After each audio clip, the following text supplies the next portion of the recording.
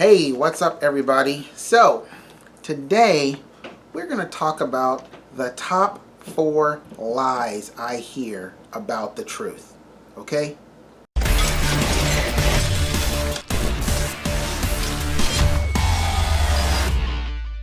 Hey everybody, what's up? I am Devin Lavore. Welcome to the channel, and today we're kind of doing a little play on words thing, and I'm talking about lies about the truth. And in my next video, I'm going to do truth about lies. It's going to be kind of cool, I think. It might be. So let's start off by going backwards. Let's start off with number 4.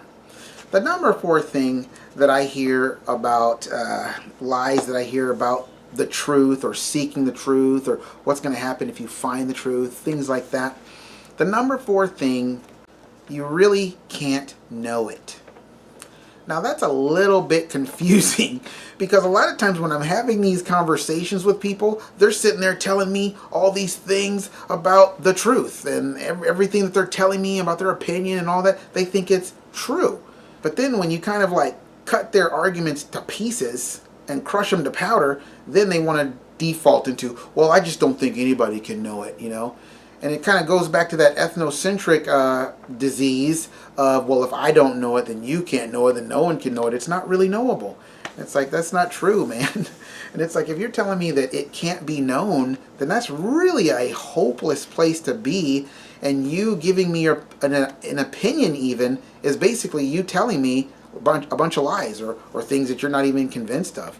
It's like, no, guys, I'm telling you, the truth can be known. Okay, so the number 3 thing I hear about the truth and how you get there and how you find it and all that stuff is that it comes from experiential circumstances and different kinds of experiences. Well, the problem with that is that's exactly the way racism perpetuates.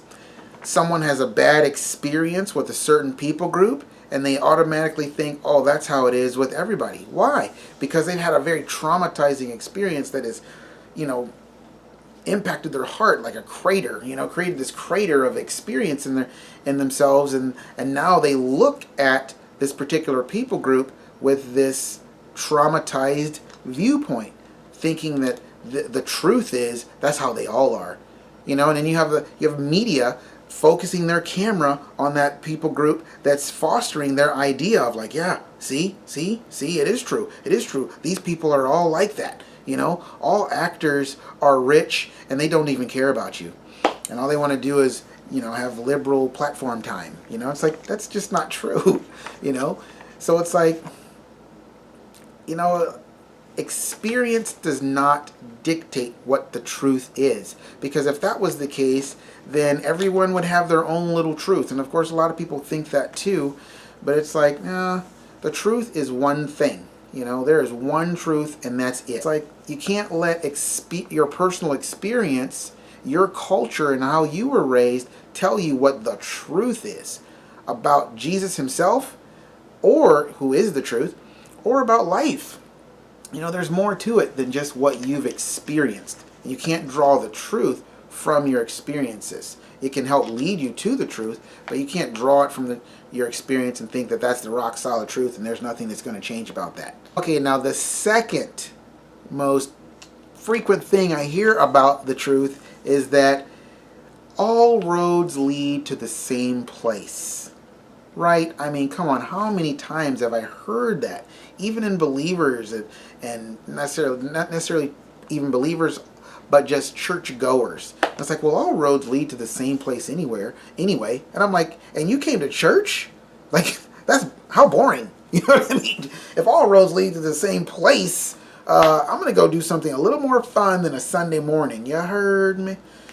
And I'm just like, really? Now that can be a big debate topic, right? But the truth of the matter is, like, if all roads lead to the same place, why are there so many roads? I'm just asking a question. Why are there so many roads if they all lead to the same place? And it's like, what kind of experience are you going to get in life? I mean, speaking to believers, I always ask them, like, well, if all roads lead to the same place and you're a believer in Jesus, why did Jesus have to die? What was the point of the cross? So I generally will end a conversation or come at this issue, the all roads lead to the same place issue, with one answer. And that is, listen, there are literally two roads. There's one road that leads to Jesus. And then all other roads do lead to the same place. It's called hell. Okay? I mean, Jesus talked about hell all the time. You know, don't think that I'm just like this hellfire and brimstone guy. You need to watch my videos and you'll find out that's just not me. But at the same time, I'm going to tell you the truth. And the truth is, there is a road that leads to Jesus, that leads to salvation, that leads to eternal life with an eternal love in a relationship that's way more awesome than anything you will ever experience in life.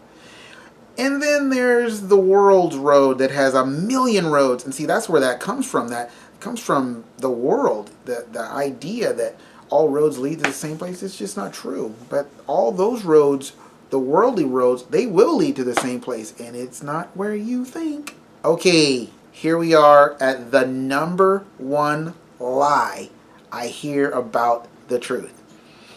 And that is, it doesn't matter what you believe. Hey, as long as you believe something. I really, really dislike that one for the simple fact that if you really believed that that was the truth, then some of the most heinous things that have been enacted on the human race should be okay with you. Because whoever did that believed it was okay. Things I don't even really want to mention in a video. Horrible things done to children, things done to the unborn, things done to old women, things done to Christians throughout the Muslim world. They believe certain things, it works for them, except it takes on a very violent tone sometimes with others, or it just destroys lives, you know? So the idea that it doesn't matter what you believe as long as it works for you, well, I mean, for some people, what works for them is having like 8 wives and 56 children. You know, it's like that. I mean, if that works for you, but okay, does it work for God? Is that the way? Is that what God's plan is for you?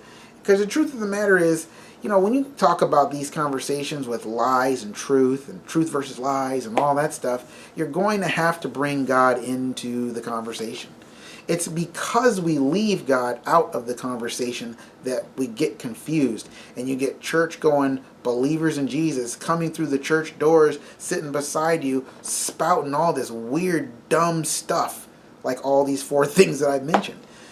You know, so you got to know that it really does matter what you believe, because what you believe will either send you down one road or it'll send you down 500 others that all lead to the same place. So I hope you guys are blessed by that.